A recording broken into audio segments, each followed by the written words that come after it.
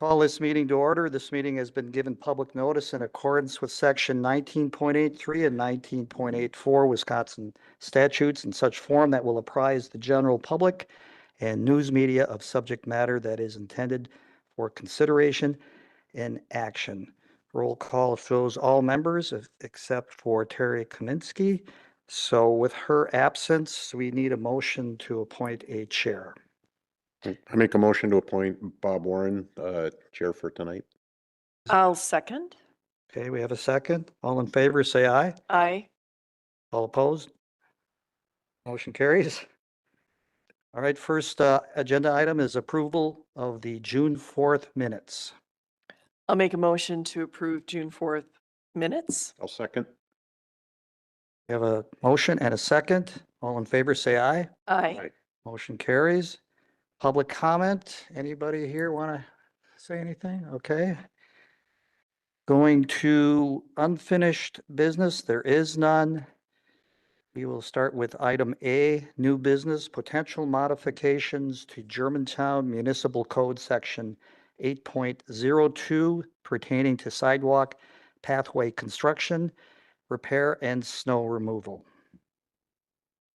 That's you, Matt. Yep, I'll get the conversation started here. So we brought this to your attention to look at 8.02 regarding sidewalk repair and snow removal for a couple of different reasons. But first, I just wanted to bring up the ordinance and kind of get everybody up to speed that's either in the room or potentially listening online. But this 8.02, it's a unique ordinance when it comes to comparisons to other municipalities around the area. When it comes to sidewalk replacement, it charges the village with repair and replacement of sidewalk. With snow removal, it charges the Department of Public Works to remove snow from village sidewalks as soon as convenient and after village streets are plowed. And it provides a couple of definitions. So when we think of sidewalk, we're probably generally thinking of a 3-foot concrete walk, improved walkway in the right of way. And that is a sidewalk per the ordinance, but a sidewalk is also an asphalt path or any type of path or improved walkway in the right of way. So there are a number of locations along Division Road and others where this is a wider asphalt path, but by the definition of the ordinance, it's still a sidewalk. So that's kind of the background on the ordinance itself. And then I put together a memo that outlines some of the issues and the reasons for why we brought this to your attention for consideration. So I'm just going to pull that up and kind of walk through the memo. Let me make sure I get the right one. That is the one that Brian wrote. So we'll do this one.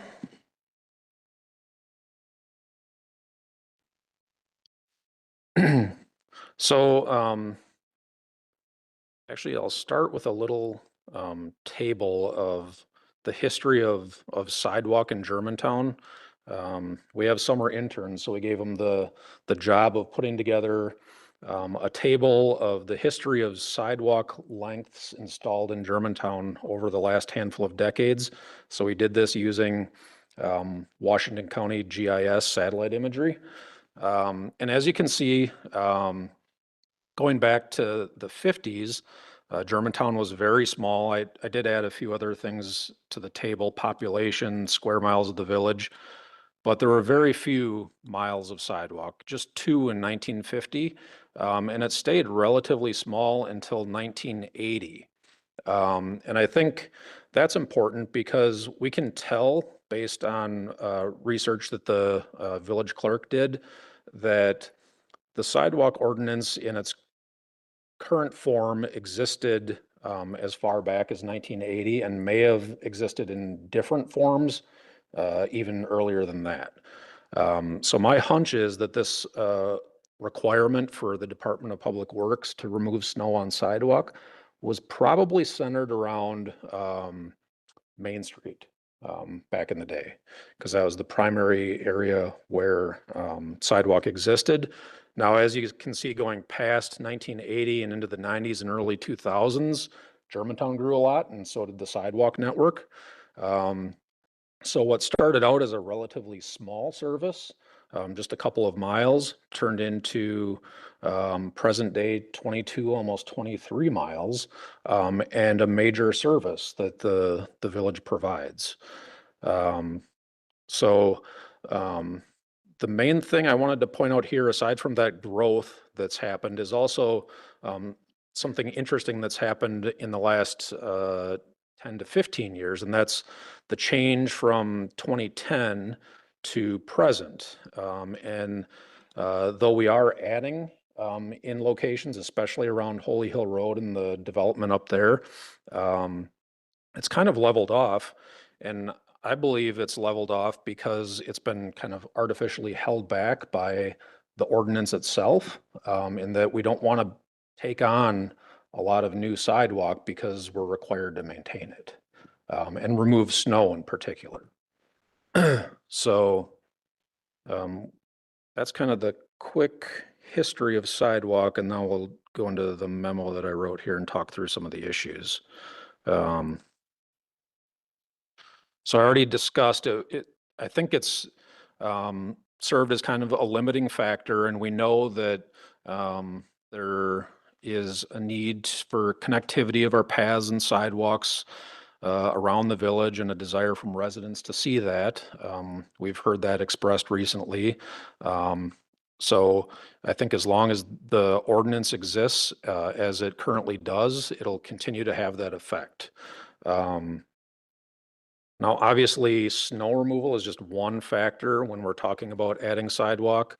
There's long-term maintenance that's required. There's eventual replacement of sidewalk. And a good example of that is a project that we're doing right now. Because the ordinance is written the way it is, we're responsible for replacing the sidewalk, and we're doing a large repair on the Main Street sidewalk that's costing the village about $70,000 this year.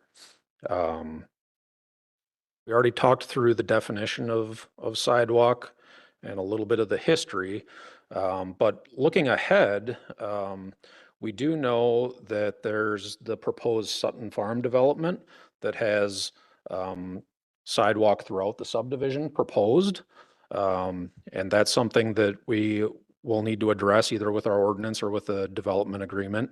And then there's additional connectivity that is discussed in the 2050 plan, adding path or sidewalk on Division Road, going from Mequon north to Main Street, same with Western and Squire, and other developments that are being considered, including, potentially new sidewalk in Village Center and Blackstone developments, should those transpire.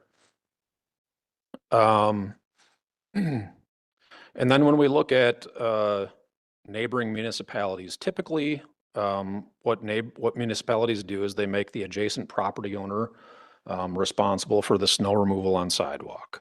And in a lot of cases, and you'll see this in the sample ordinances that were attached, they'll also make them responsible for repair and replacement of sidewalk through assessing. And then the last thing is back to snow removal, and what other municipalities tend to do is that if you don't remove the snow within a certain amount of time, you could either face a fine or you could face an assessment for the cost to remove the snow. So the concern is that if the network does expand in a significant way, that there's going to be costs that are attributed with that. One of those is the equipment needed. Because we have to do the removal of snow on sidewalks, we have to buy a particular type of equipment that's capable of that. The equipment actually, it's very handy and it works year round because it does snow removal and it does grass cutting. But if this requirement for snow removal was removed, we wouldn't need the snow removal capability, and we could just buy lawnmowers, which would be substantially cheaper. So that's one thing. And then if this does grow, then it's possible that we would need another one of these pieces of equipment, and they're fairly expensive. They're $270,000 right now. We have 3 of them currently. And it's possible that if it expands with Sutton Farms and other developments, that we would need a 4th machine to do the work. And then additionally, labor hours in order to complete the job. So the longer, the heavier the snowfall, the longer we're plowing roads, and then the longer it takes us to get through the sidewalks. So you could be seeing some pretty substantial delays for clearing sidewalks, especially as it grows, and if we hold our equipment to the 3 pieces that we currently have. So what we're bringing this forward to Public Works Committee and potentially Village Board in the future is to consider some options. And what we're looking for tonight is some feedback and maybe guidance on one of these options to do a little more research on, and then bring back with whatever data that you're interested in and a proposed ordinance change. So the 4 options, the way I kind of see it, are that we shift the responsibility for all right-of-way, sidewalk, and snow removal to the adjacent property owner. That's one, and that's an approach that's been typical of other municipalities. Another one is that we maintain the current right-of-way, sidewalk, snow removal, the area that we do now, but then anything beyond that would be shifted to the adjacent property owner. A third would be that by and large, we shift the responsibility to the adjacent property owner, except in cases where it's in backyards. So you can picture like driving up and down Pilgrim Road as an example, or even some properties on Mequon Road here, where the sidewalk is adjacent to private property, a single family residence, but it's in the backyard. So maybe that's not a natural place for us to require them to maintain it. So we could, as an option, continue to do those sidewalks. And a 4th option is just awareness of the issue, understanding kind of the factors that may transpire in the future in terms of additional equipment or labor hours, and at this time making no changes. So that's my memo. And then I just wanted to briefly go through what Brian wrote up as well. And he talked about 2 main things in his memo. The first is this issue of the sidewalk being a covered service with respect to what we're currently doing with tax levy supported dollars. And if we make a change, there's law and then subsequent case law that says we may have to reduce the levy by the cost to provide that service in 2013 when that law was enacted. Now, we think that's a relatively small number, and there's also a question that would need to be vetted out further about whether we were actually required to do that. There's kind of 2 parts to it. There's a question that Brian hasn't fully answered and would need to work with the Department of Revenue and others on: is sidewalk snow removal a covered service? Street snow removal is definitely a covered service. Sidewalk snow removal is it's something that hasn't been litigated. We don't know, but we would have to look for guidance from the Department of Revenue, and I think we would argue that it was not a covered service. When it comes to, I'm going to highlight a section here of this memo. It says the negative adjustment, referring to the negative adjustment that may be required of the levy. The negative adjustment is required when a municipality shifts payment for these covered services from the tax levy to a fee-based approach.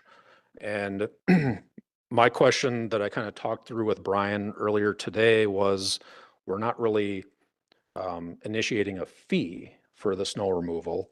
And that's true. So this may be another area where we're not required to do the levy reduction. But there are cases in particular with garbage collection where a municipality has opted out of providing garbage service and shifted that responsibility to homeowners and property owners, that the courts have seen as kind of a de facto fee. Like they have to pay for that service.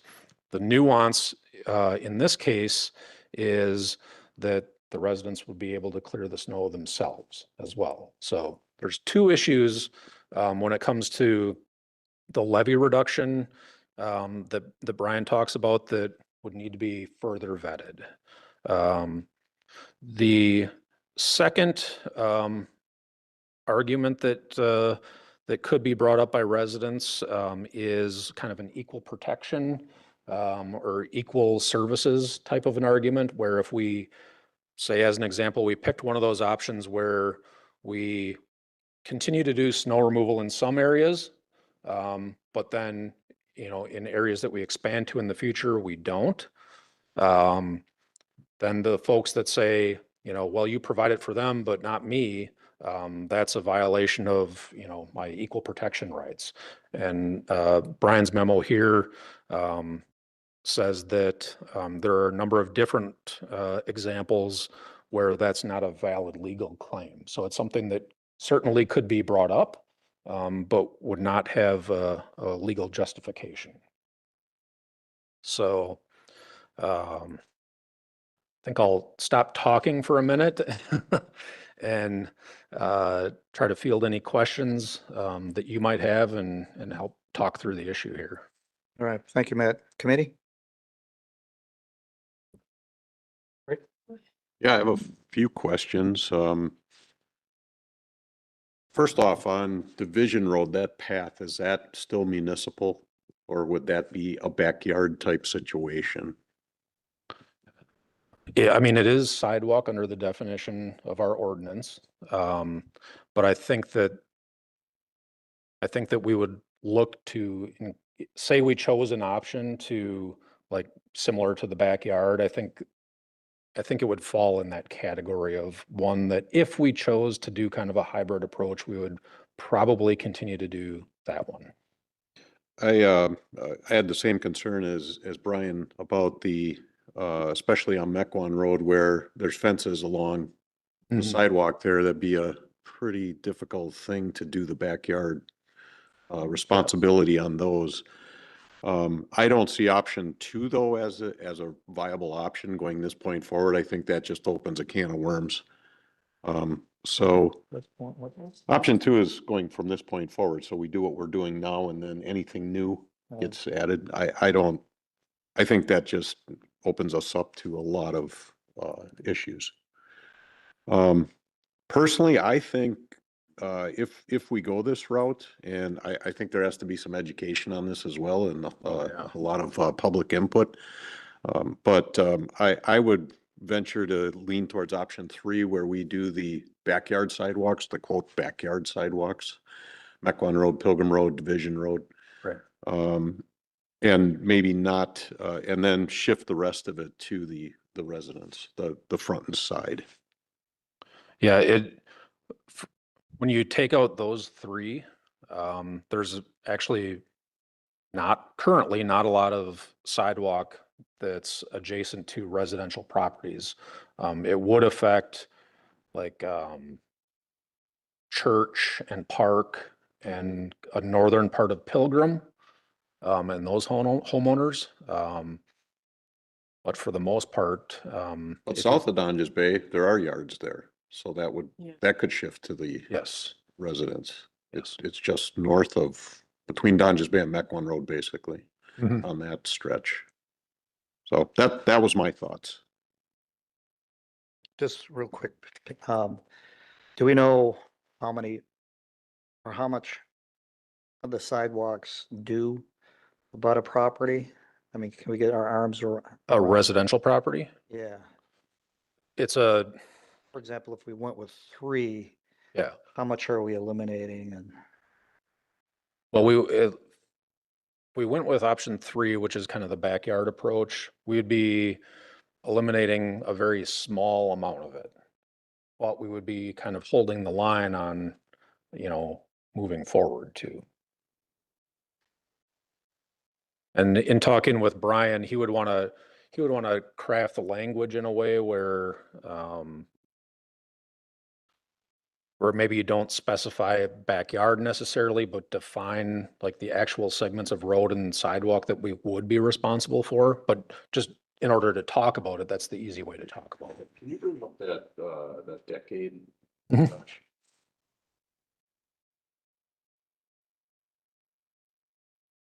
Coming, or maybe it's already open. There we go. There we go. So I think the backyard ones, though, the only ones would be Pilgrim, Mequon, Division, a little bit of Dunges Bay.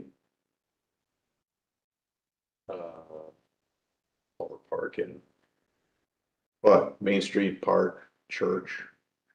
All those are Your mic. residential. Yeah, these that have existed for a long time are all residential. So these would be the folks that would be impacted the most by that type of change. And there's a little section of Pilgrim north of Fond du Lac that also has sidewalk and residential homes. Jan, do you? Yeah, I had a couple of questions. You answered the, how many miles are we talking about? And, this, I'm not quite understanding backyard, because when I think of backyard, I think of like a alley. So when you say Pilgrim is a backyard? Are you? Yeah, so just as you say, you're driving north on Pilgrim and you're looking at the left-hand side and there's kind of the row of fences of all the, So the backyard is property up there. against it. their backyard of- is up against okay. the But side. south of Dunges Bay, some of, that's the front yard and then Right, it's the backyard. Okay, and now I get it. Yeah, basically And it- think of, when they drive into their garage, they drive over the sidewalk. Right, That'd be the front. right. Okay, so it's kind of back and forth. So what percentage was the backyard? He doesn't know. I Yeah. don't have the firm number, but it would be a pretty substantial chunk of the total here That we'd still that maintain. we would still maintain. Here's the problem I would have with that, as Pilgrim Road is the example. I mean, it's not a big problem, but you're plowing north of Donges Bay and then south where they're accessing their driveways from Pilgrim, you're not. You're in a stop. Is that correct? I think all of it is, it's too early to say exactly what we would and wouldn't do. Um, the intent tonight is just to get an idea of which approach to take, and then we can fine tune this over time. Would do whatever research, that you felt you wanted or needed to make an appropriate decision. And we could draft an ordinance that you could also review and comment on, and that could go back and forth for some changes too. Okay. I think what's in my mind, what's driving this is, potentially taking on a subdivision of sidewalks, and the responsibility for that, would be a big ask for our department, and needing to do something different about that. And then bigger, kind of community development type issue is, the desire to connect different parts of the village, and paths and sidewalks are, how you do that. And that causing, the additional equipment and labor costs for our department when there's other challenges for, money and time. Yeah, I would be, just a comment. I don't like I wouldn't like the idea of half of Pilgrim being plowed and the other half not, or you have to wait for the residents to do it. And one of the reasons is we have schools off of there, off of Pilgrim. We have access to our parks from there, a park, I should say. And I don't understand why we would require a subdivision to have sidewalks. At this juncture, all the subdivisions that I'm around, Requirement. We don't require subdivisions to have sidewalks. It's proposed. oh, because I could be wrong, but I talked to Mr. Frank from Home Path when they had the library event. And I said, why are you having sidewalks? And he said, because you guys wanted us to have sidewalks. I'm like, that's expensive, and they have another subdivision that's called Heritage Parks North, and there are no sidewalks. There's no sidewalks in on Freistadt either. The newer subdivisions. Yeah, I think probably because of the ordinance, we've had very little sidewalk added in subdivisions. It gives it more of a without the sidewalk What- rural feel. Specific to Sutton Farms and sidewalk that the village may have discussed with them, probably had more to do with connectivity on county line and providing a path at the front of the subdivision, not necessarily within the subdivision, as part of the bigger, trail plan for the Okay. village. I could have misunderstood, but it should be, I think perimeter and connecting or something like that would be good. When in your chart, I don't know where that Oh, went. I can pull it back up. Thanks. You can see from, there really isn't, there's not a lot of change from 2010 to year to date. Right. And that would be approximately 15 years, right? Yeah, and I believe, and I've observed some of these conversations in the last year and a half now that I've been here, that's likely because of the ordinance. We kind of built up to a point to about the maximum of what we can do with the equipment and staff that we have. Mhm. And adding more, would kind of create a breaking point for us when a decision needed to be made about what to do with the ordinance. So that's why with some of the stuff that's planned here and potentially approved in the near future, I think it's worth taking a look at.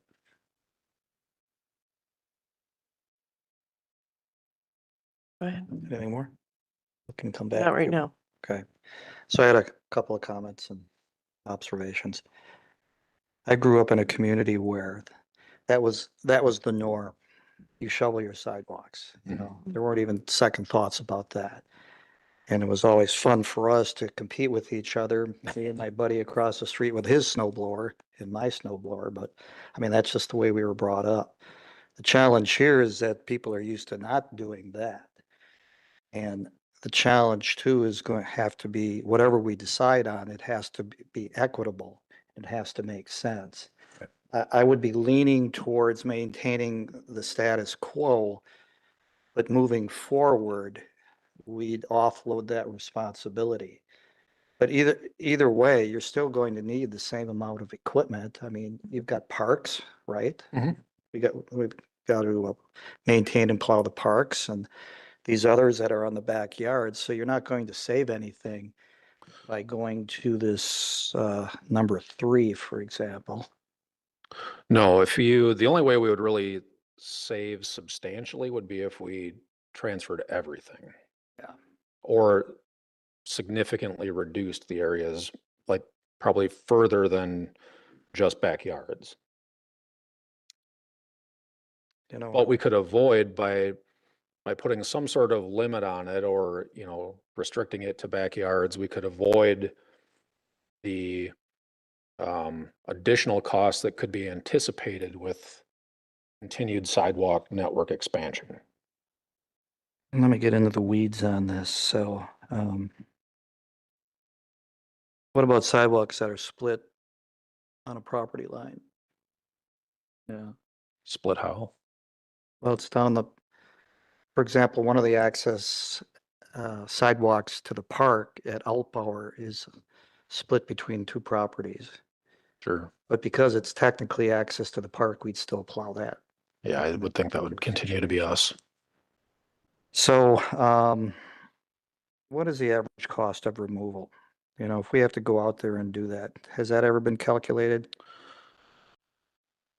Yeah, I'm just looking. not in exact terms, but I did kind of put some of the numbers in the memo. Let me see if I can. I'm just trying to see if we do go with shedding all of this. And then So, property owners don't do it within 24 hours and we go out there and do it, what kind of a bill would they be looking at?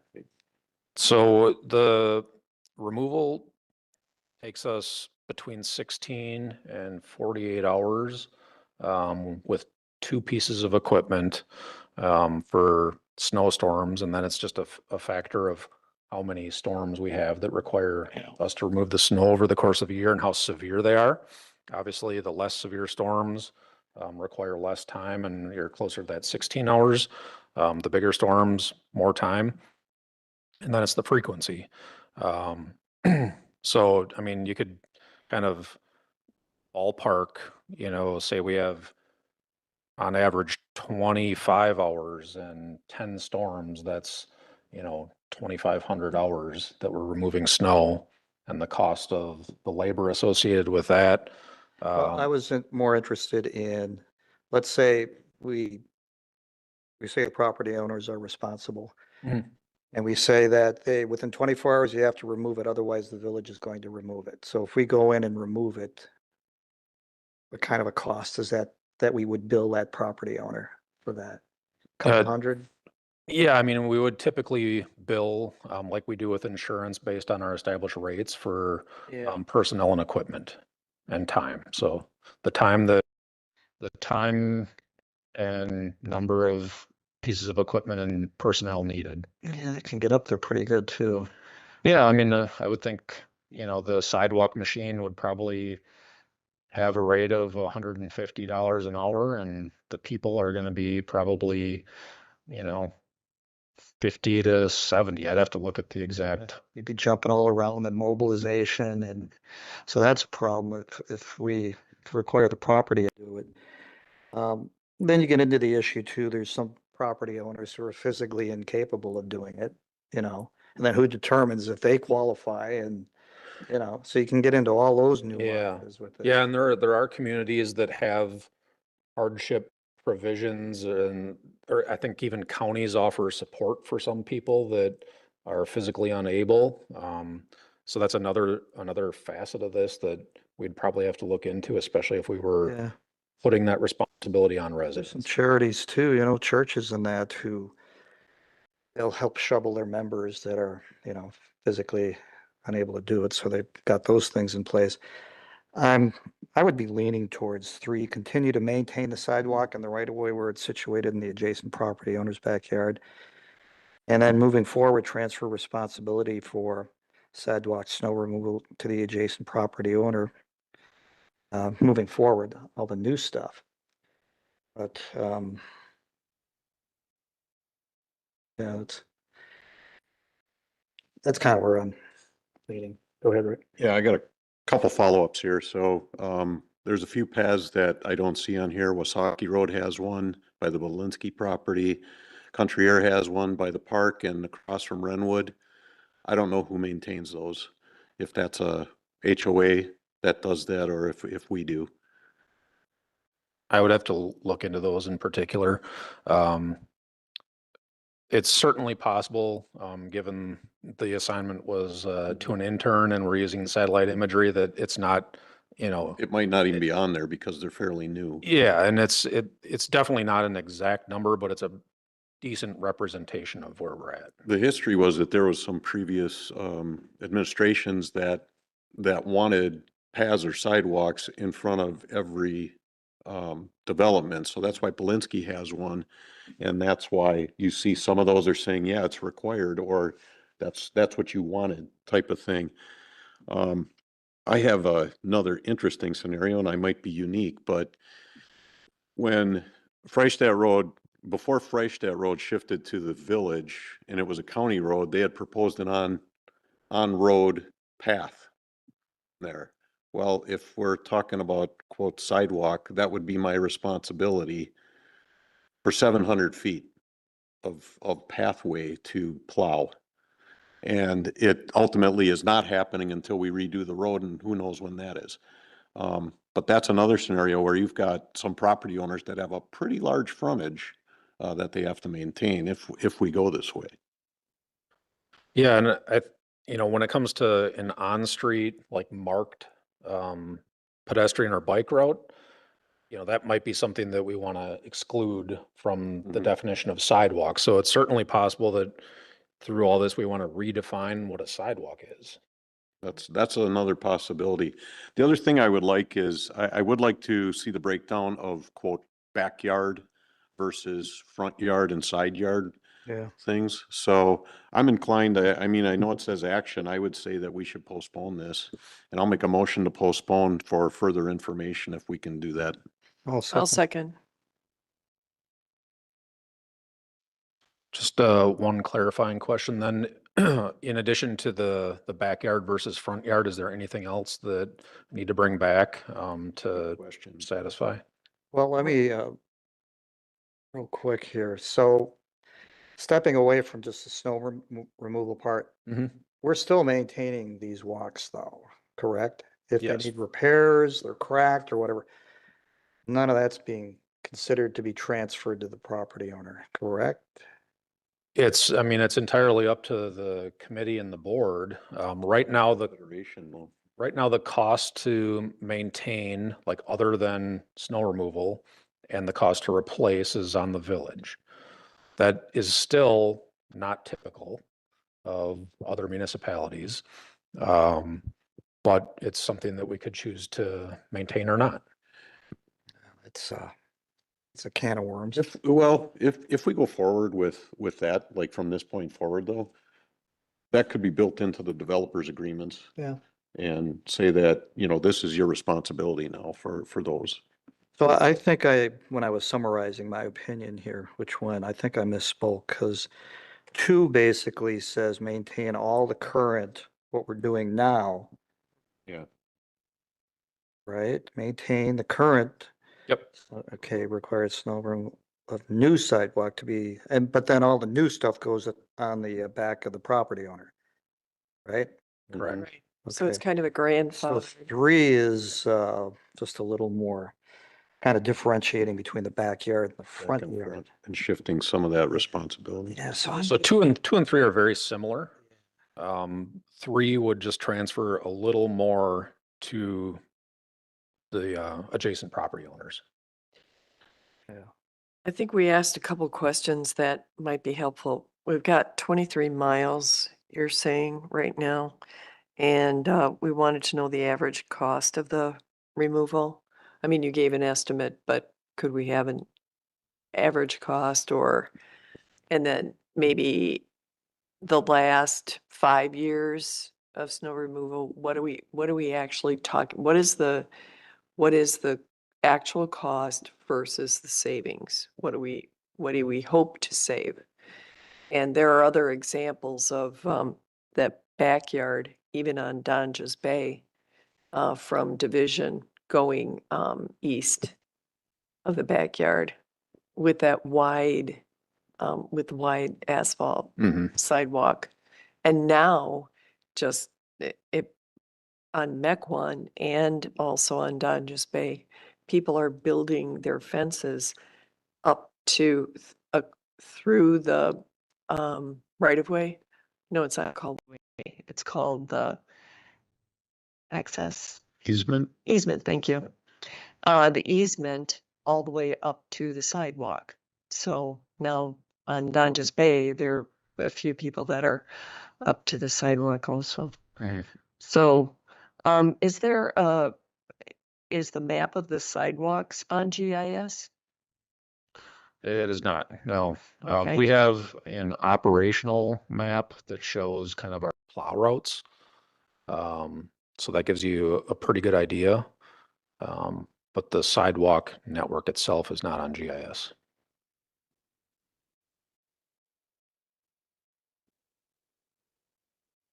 Got it? That's it. One more follow-up, sorry. I'm thinking about Western Avenue, which is condo units for a lot of it. Would the condo associations be responsible for that in this scenario? I think that would be one approach. Yeah. Okay. Yeah, I think we need more info. Yeah. Speaking of more information, are you able to get a cost savings for each one of these? And try to, just, I want to see what the savings is compared to the pushback we might get. Yeah. Well, we will get from those who haven't been shoveling and who will now. Yeah. And I think aside from option one, you're not going to see like very big savings other than you're kind of holding the line and not increasing your cost. So with option one, we just got rid of all of the snow removal and pushed that off on the adjacent property owners. There would be more substantial savings there. Now, you can't really count the labor because we're going to continue to employ those people. They'll be doing something else. So it would be, primarily equipment and maintenance savings. Okay. But that's time that they can spend doing something else that, is of value to the village. So we had a motion in a second. What was that motion to get a To breakout? postponed Postpone. and get Okay. more information.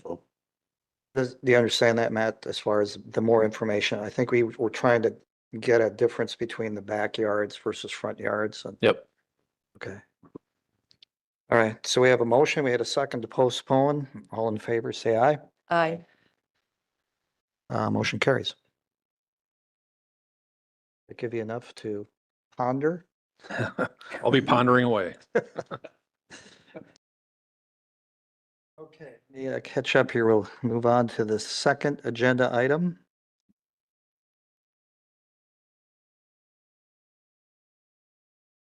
Which is consideration of the well 4 upgrade design professional services agreement to Baxter and Woodman for an amount not to exceed $113. Wouldn't that be nice? $113,540. Matt? So this is a budgeted item in the 2025 water utility budget for the upgrade well 4. As you can see, we sent this out to 4 different firms and got responsive responses, if that's a word, back from 2 of the 4. I would note that in the past, you've seen a lot of proposals come forward from Foth without competition. And this is the second one now where they've had some competition and we've done an RFP. The first one, they were successful and received the award.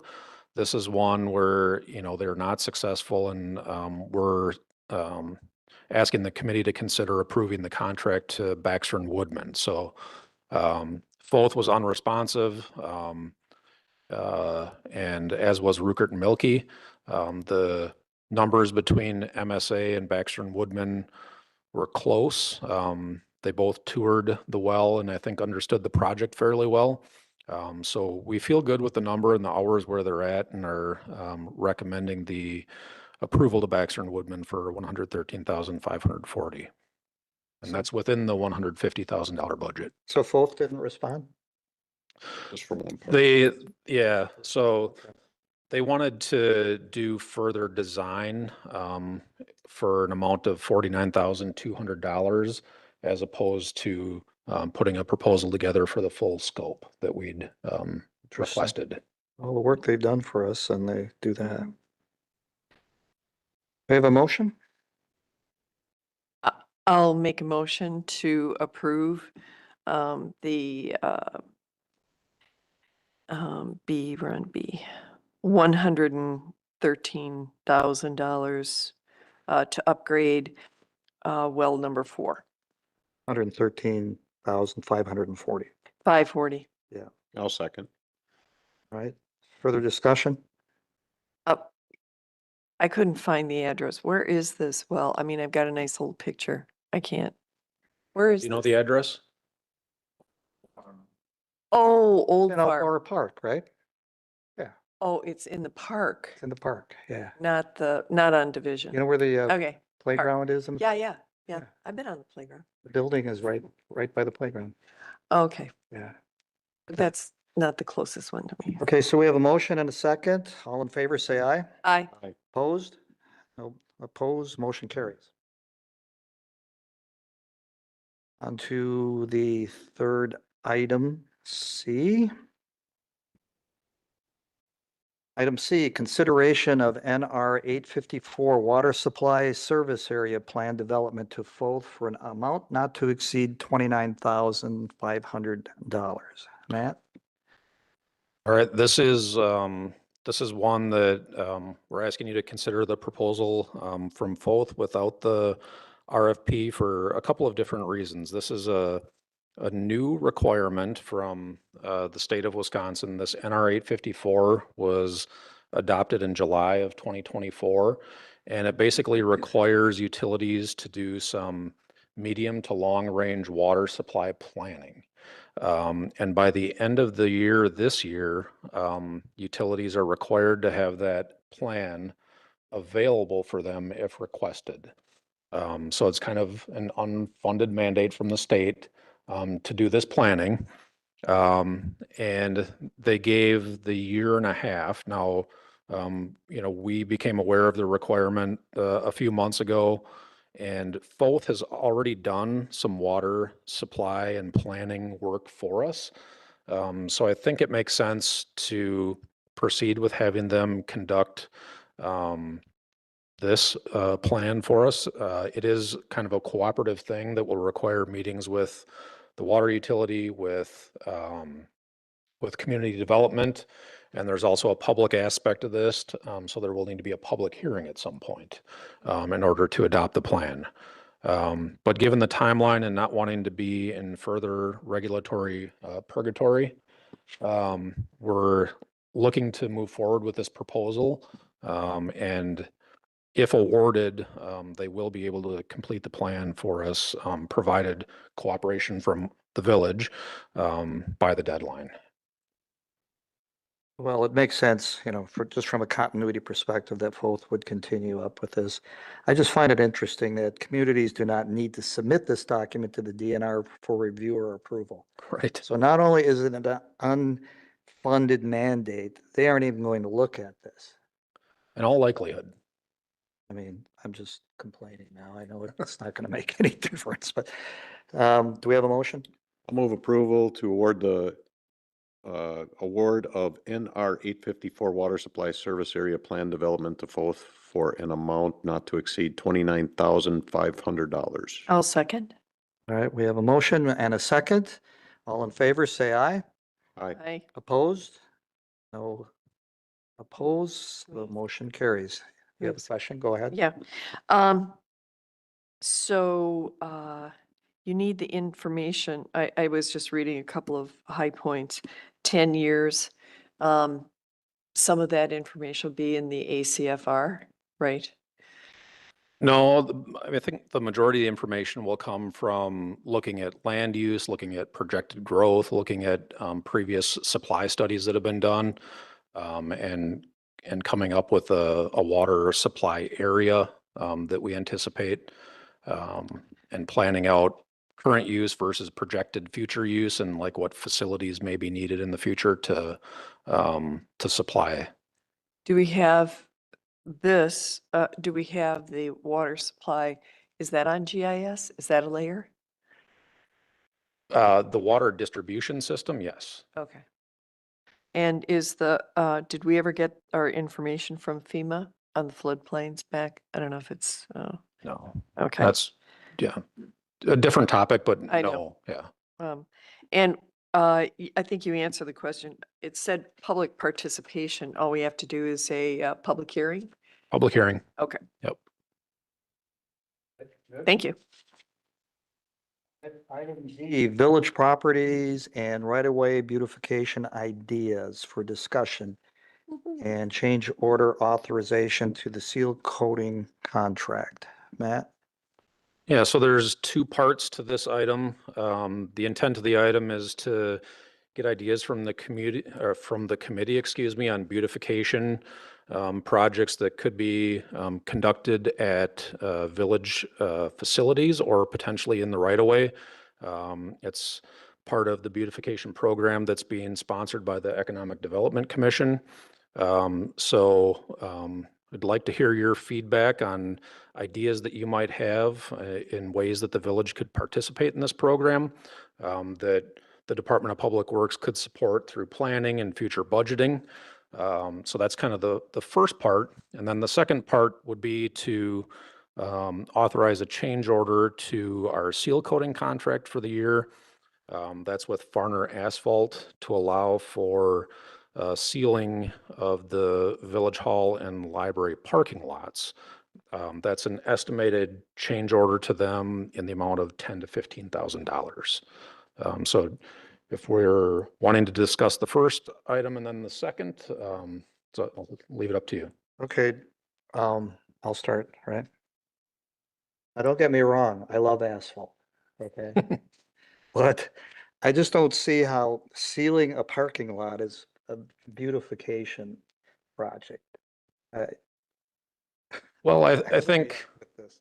yeah, I mean, I think it definitely gives the appearance of, you know, it brightens the color. It's, it's more visually appealing than a parking lot that is weathered and 25 years old.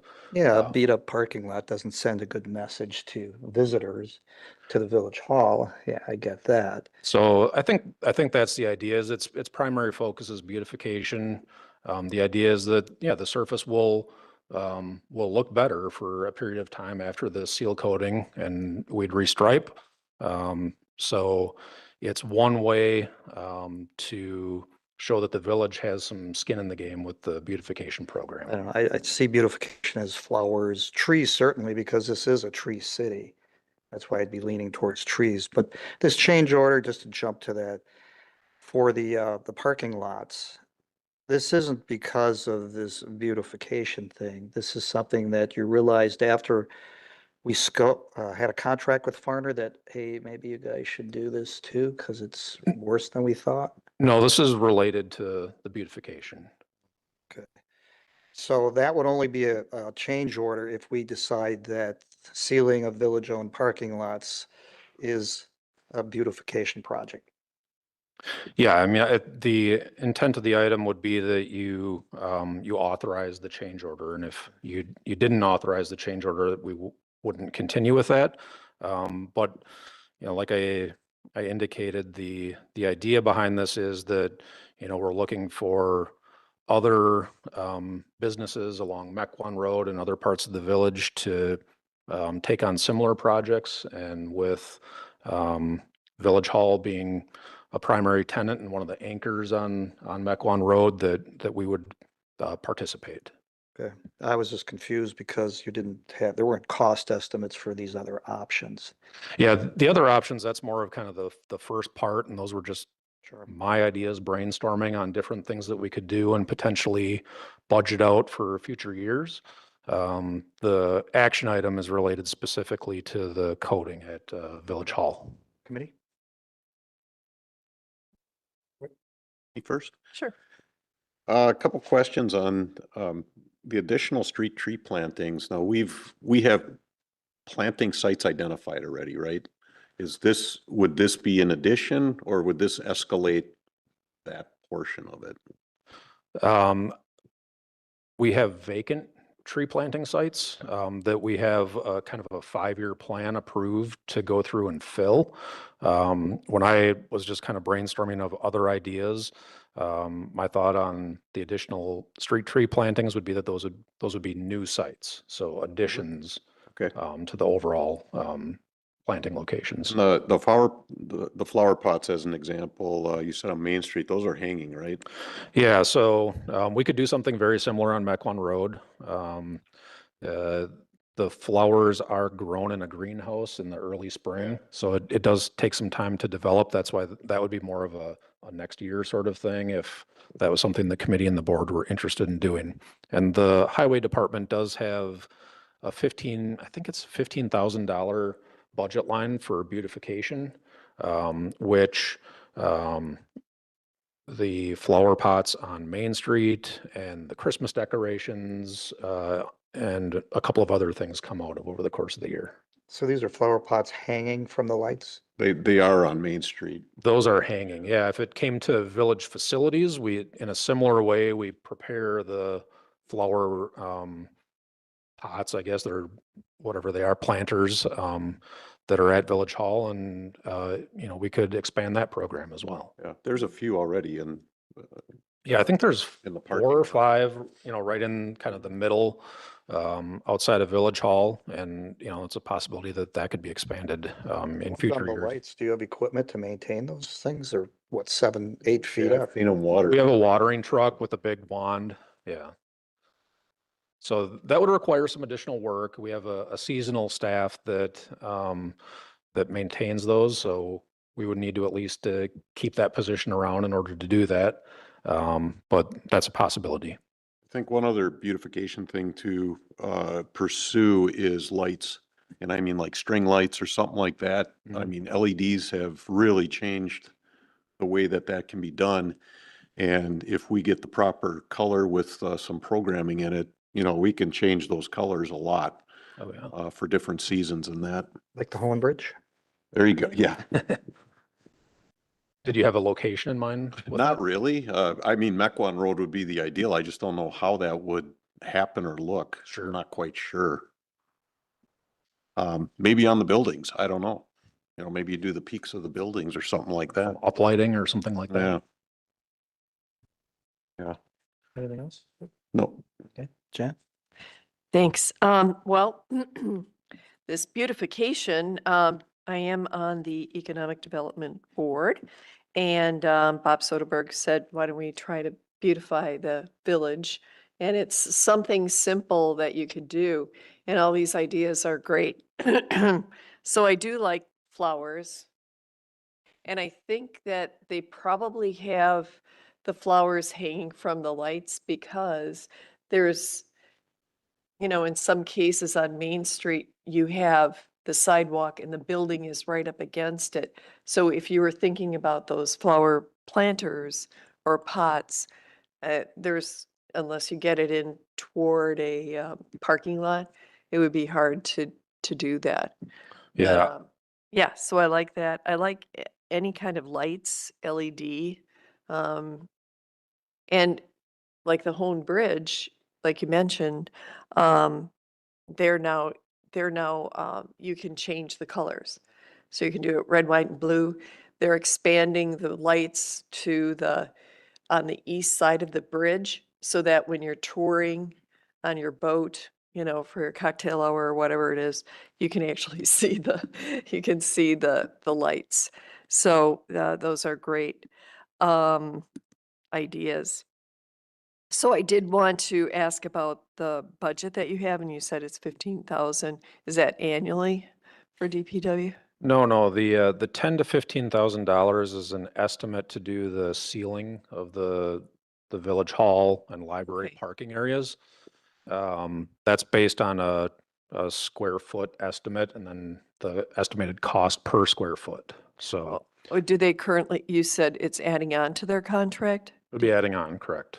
So what is the current contract for other streets or parking lots? It's specific to streets. So Okay. that's the village seal coating program, which does the GSB 88 treatment, the micro surface treatment, and the chip seal. Oh, the whole thing. So Yeah. that's over 500,000, right? I'm sure. No, I wish. But Give you a raise, no. it's $250,000 this year. Okay. Yes. So I think that this is a great idea because you have these beautiful flower pots out here. We have the farmers market on Saturday mornings, and we have a lot more traffic at the library because of the patio.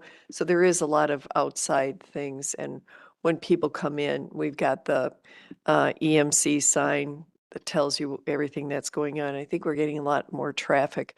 Does this include the parking lot in the back? It And the does. So driveway. the $10,000 to $15,000 estimate basically includes all the asphalt on the library and village hall Property? property, yeah. It doesn't Okay. include police. There's a different set of circumstances going on with the police and fire buildings right now. But it would include everything. Now, it's scalable though. So we have from the contractor a range per square foot of what the cost would be. Okay. So, whether it's 10,000 or 50,000 square feet, we know approximately what it would cost. And it also includes the lining or the lines, whatever you call that. That would be the striping would be done by the highway. Oh, okay. But we can do that. Yeah, we have a line We machine. have, okay. We have a lot of machines. Okay. Well, right. I've seen them. Yes. So on the beautification subcommittee, we have Kristen Borst and Danny Yegi. And I can bring this up and see if they have any other ideas, but it would be nice to I think it was your point. It would be nice to kind of make Main Street and Mequon Road look a little congruent, whatever it is, with lights or flowers or whatever, so that it gets the same feel. So when people are driving on Mequon or on Main Street, they know they're in Germantown. That's my thought. Just a couple more items.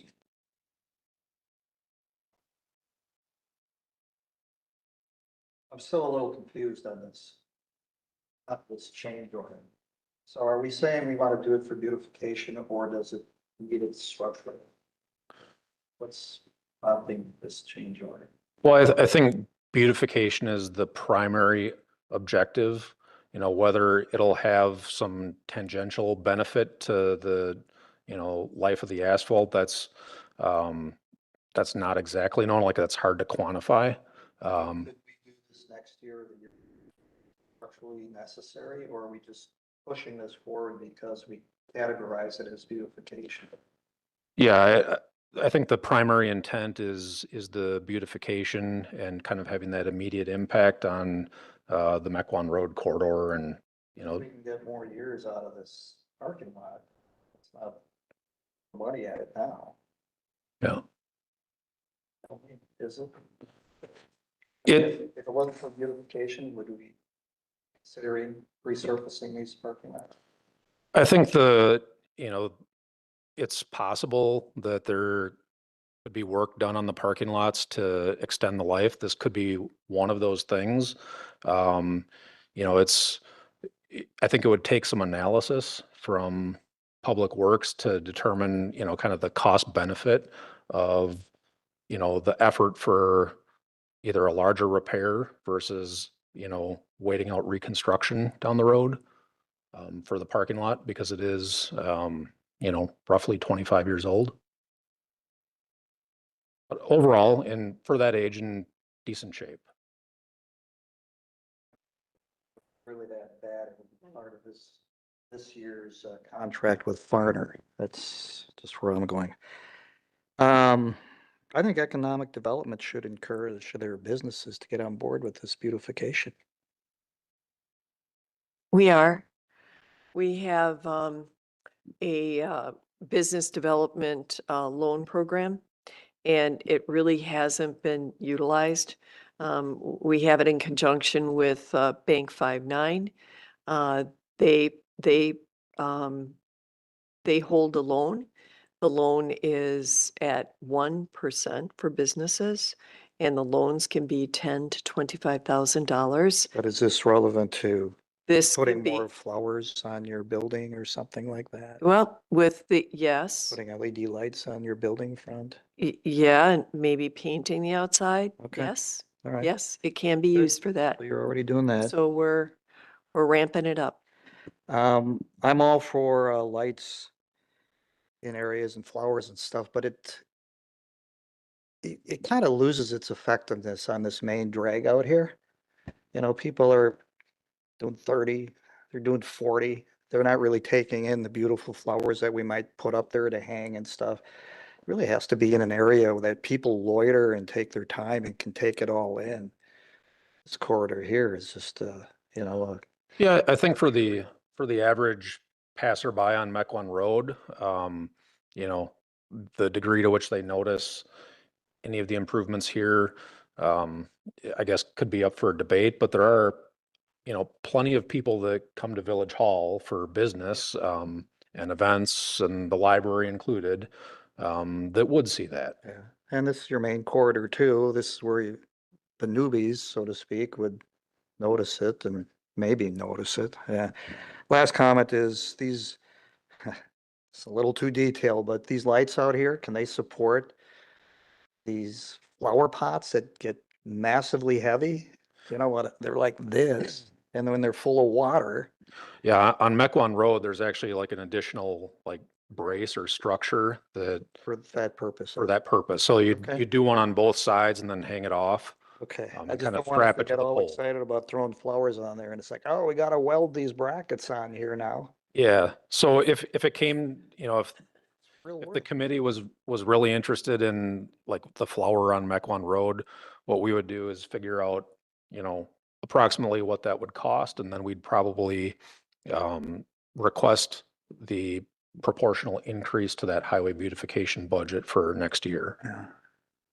Yeah. Okay, any other comments?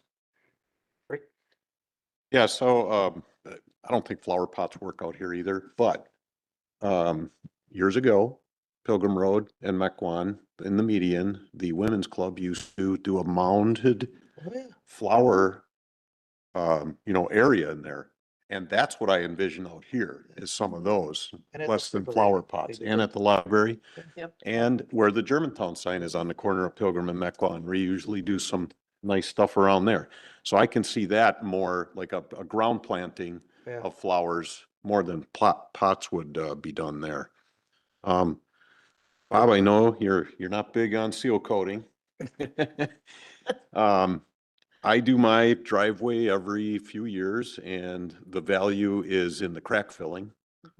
You know, more than the aesthetic look of it, but it does give a little bit of help in the winter when it's nice and sealed up and the blacktop goes. So I'd be fine with seal coating this. I just don't want us to be premature in doing it. I If it's would not want to ready know though for it. is how we funding it? So the funding would be two different ways. There's potential for some of the budgeted $250,000 for seal coating to remain available at the end of this, depending on how the quantities work out. I can't say that that's, you know, a third or a half of it. It may end up actually being none of it.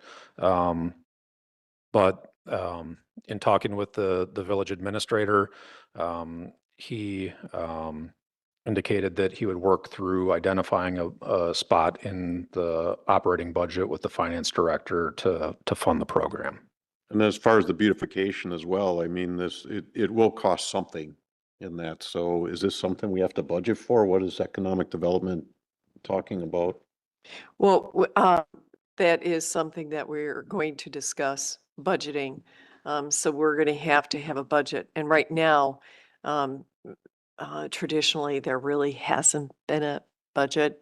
So now we're getting into like a new era. So it has to come. It has to come. Because we actually do business with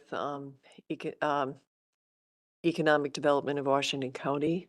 And they give us some time, you know, hours, which is Yes. credits. Right. And so we're going to be utilizing them.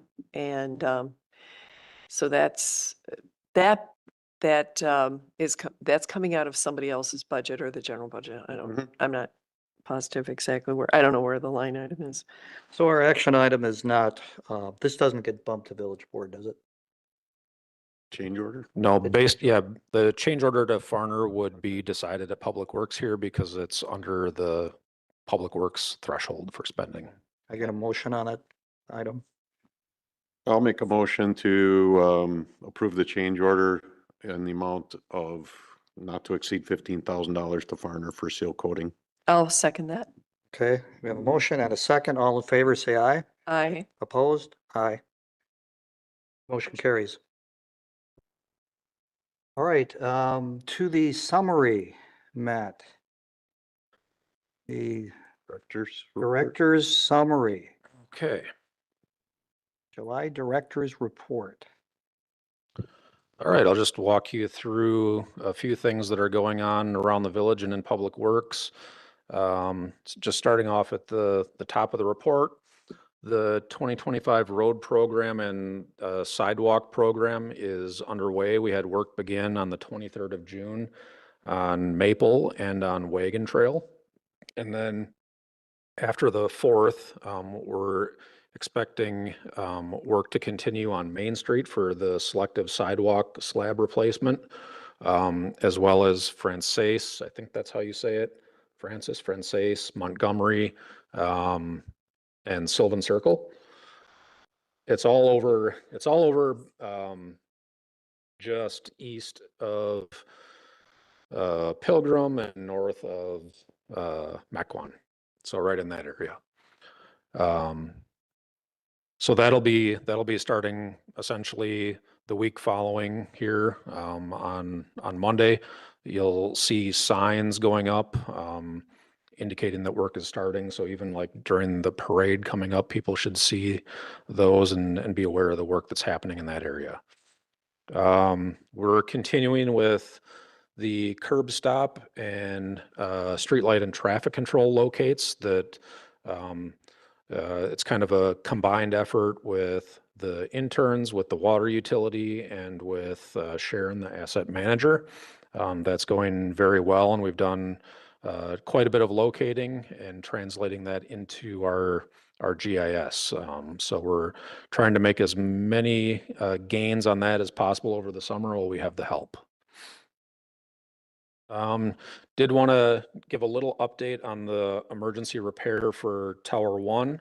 If you remember, we have that leaking standpipe on Tower 1, and we indicated that we'd be proceeding with that repair on an emergency basis. We did work with Foth on developing a small scope, and they're going to be sending that out for quotes in probably following the 4th of July holiday for repair later this summer. It's going to be broken out in 2 different ways, a quote to do kind of selective repairs and then a quote to replace the standpipe entirely. And we'll evaluate the responses and determine which way to go based on that. We do know, and I mentioned this when we first brought up the issue with Tower 1 earlier this summer, that in somewhere in the 5 to 10 year range, there's a larger rehab project that's going to be needed at the tower. The goal would be that if we're going to replace the standpipe this summer under this emergency repair, that it would be able to be used for the remainder of the full rehab and 15, 20, 30 years beyond. So we're not You wasting said that this was due to a design error. way back, Yeah. right? Do the other towers have this? They don't. Design error? No, this is it's very unique, and in talking to some of the contractors, there are very few, if any, towers they've seen designed this way, where the standpipe is actually fixed. Very lucky. Lucky us. Yeah, it's anchored in a number of locations with these tabs to the structure itself, whereas typically they're supported from on top and then given a little like expansion and contraction capability because of the extreme temperature conditions within the tower. And that's eventually what caused the weakness in these leaks that we've experienced. So Tower 1 is our poster child. It is, but the repair will address that support system and install a new support system and eliminate the kind of bracket support system that exists now that ties it to the structure. Okay. All right, moving on.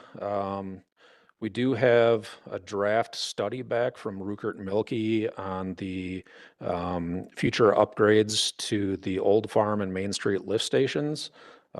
Working on scheduling a utility advisory committee meeting, but running into some logistical issues getting everybody together for that one. So we'll land on a date here pretty soon, hopefully in July to have that meeting and then move the study on to Public Works and the village board for review and approval. And you'll get us copies prior to that UAC. Yeah. Okay. Yeah. Once we have an agenda established or a date established, we'll get it in Civic Clerk and get it pushed out as soon as we can. It is kind of a lengthy report, so I'd like to get it to you well enough in advance to give you time to do your nighttime reading. Sorry, I couldn't make that first scheduled meeting. Yeah.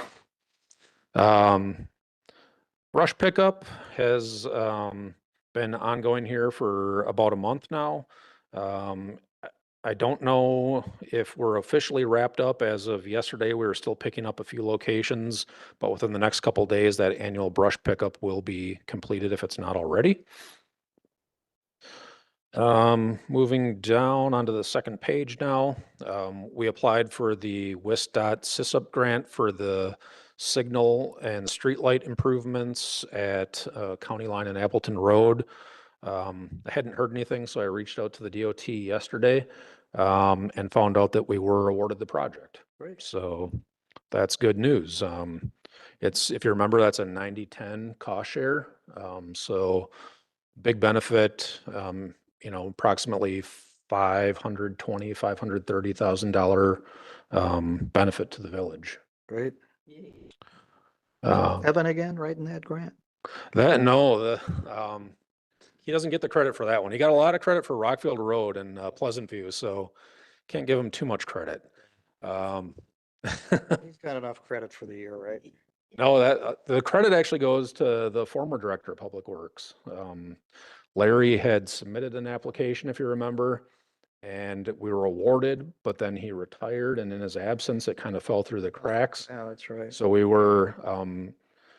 we connected with the DOT eventually after we figured out that we had kind of missed the award, and they just recommended reapplying. So all we really had to do was update the application with some new numbers because it had aged by a couple of years and resubmitted. Bid package 4, the old DPW demo is largely complete. All the buildings are down that are going to be down. They're working on the north side of Division Road right now. Doing some grading and landscaping around the salt dome. We're waiting to pave around the old storage buildings, 4 and 5, until we get drier conditions. We tried to do that a few weeks ago, and we were experiencing a lot of rain, and the proof roll was just all bad and didn't go well. So we want to wait, let that dry out, and then finish the paving. So I anticipate that we'll be wrapping up with all the items on that bid package sometime here in the next couple of months. Definitely by, October, we would certainly be done, but likely sooner than that. All right, moving down the list, everybody knows and has probably encountered TC Energy with the ANR pipeline project. I just want to highlight that that's still in progress. It's all throughout the village. And we're working with them on a couple of different issues. They damaged Hilltop Drive. So we're working with them on restoration. And that's been a little bit of a process, but we're getting there. And then moving off of the ANR pipeline, but just a reminder to folks that the Mequon Road project in Mequon, the resurfacing east of Wasaki is underway. So if you're headed east on Mequon, you're going to run into some traffic control right at Wasaki. When is that supposed to, do they have a wrap-up time on that? I would have to look. It's this summer. Oh, okay, good. Eventually, One Road in Germantown, I think it's 2028. 28, 29.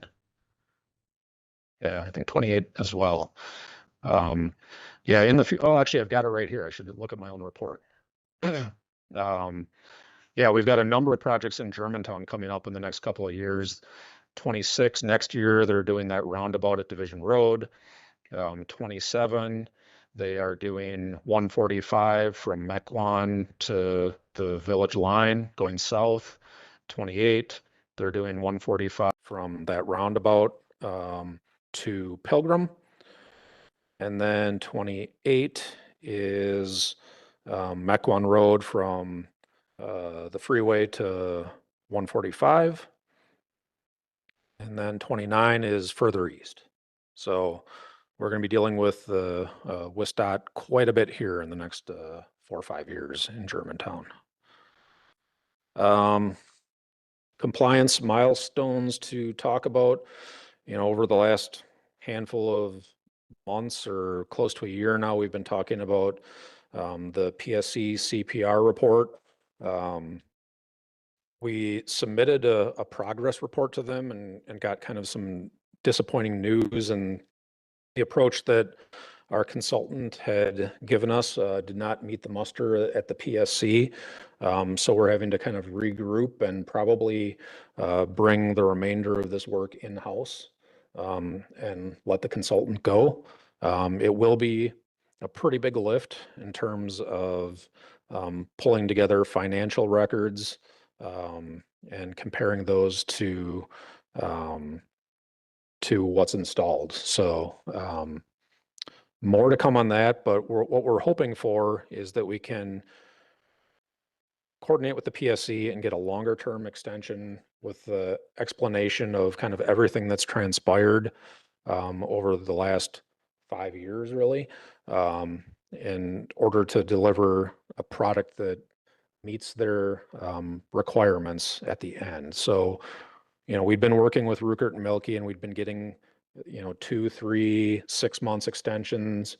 I think with this, with taking them off the project and doing this in-house, I'd like to look at a longer extension of a couple years potentially to allow us time to work through developing that report.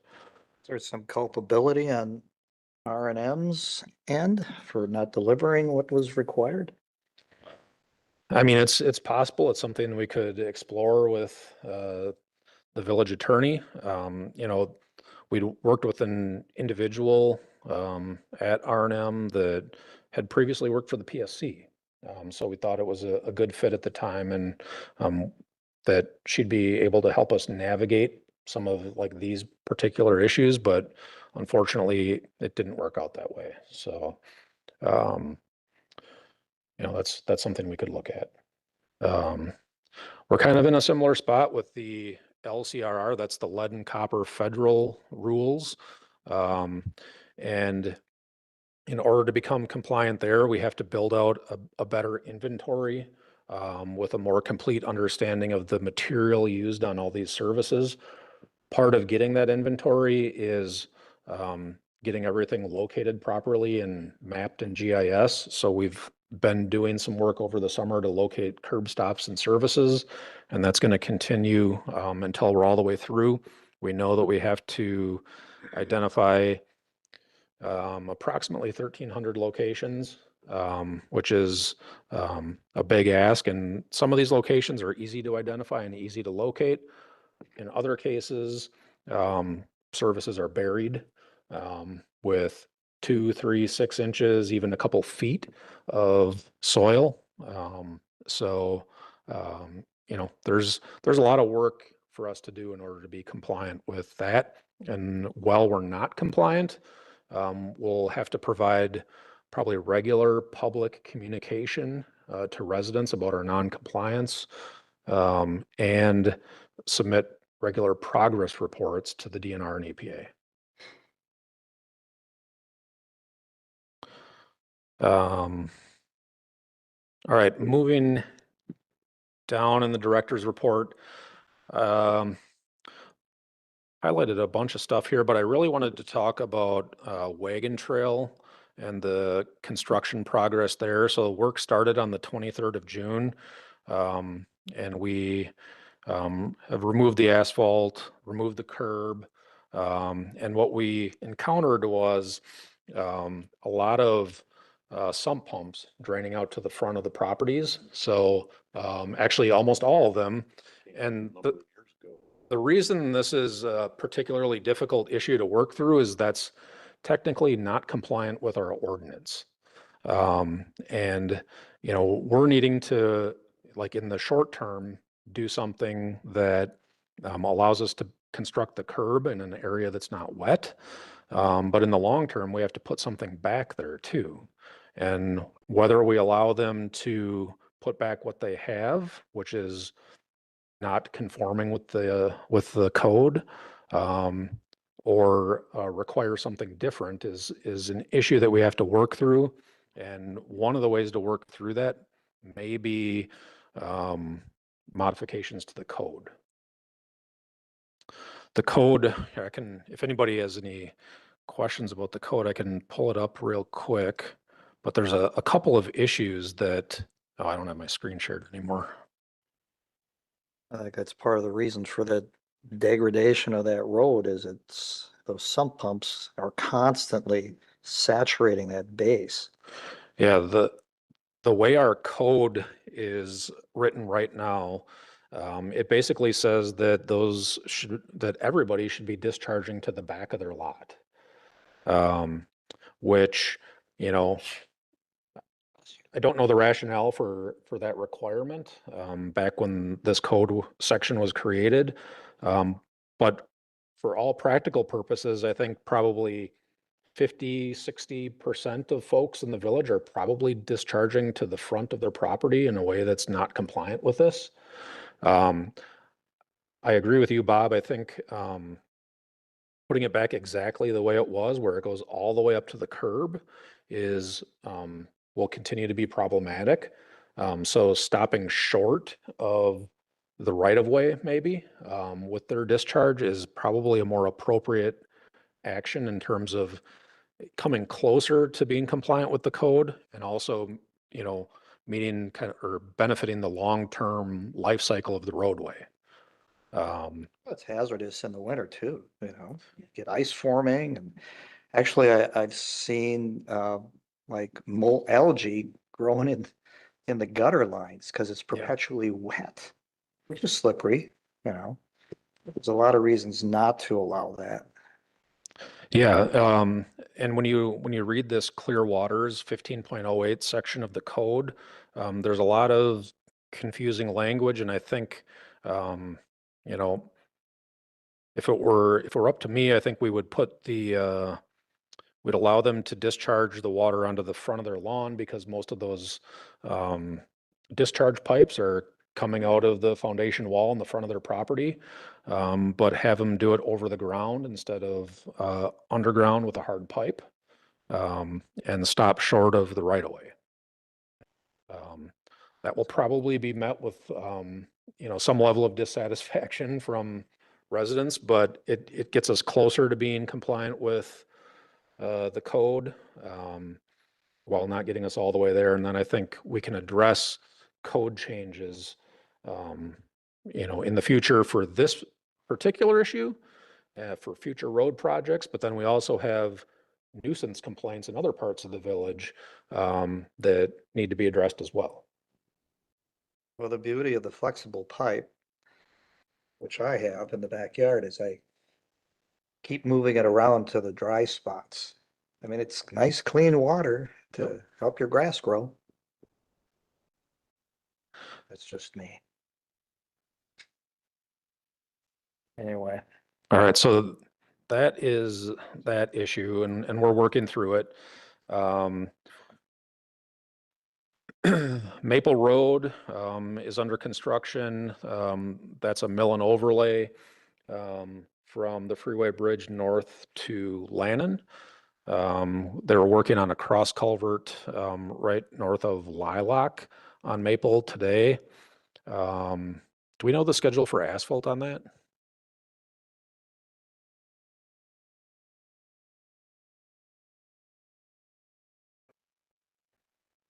Yeah, so it's coming up. That one will go pretty quickly. Rockfield Road is also under construction. They were working the last couple weeks on cross culverts and kind of moving into an adjustment to one of the culverts, but then also grading and getting ready for asphalt. High Point Pass, that's the new road construction. South of Holy Hill Road, right in front of Future Truck Country, going down to the railroad. That project is in progress, working through a few issues, but otherwise we're keeping the crews busy on that one.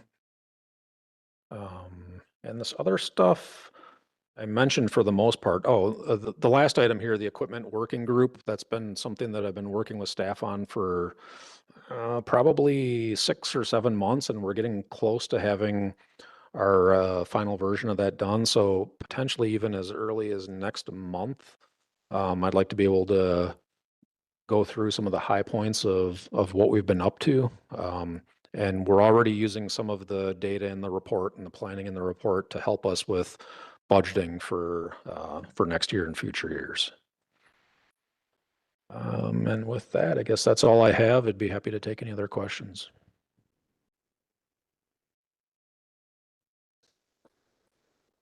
Report is very helpful, very handy. Appreciate the time you put into it. So.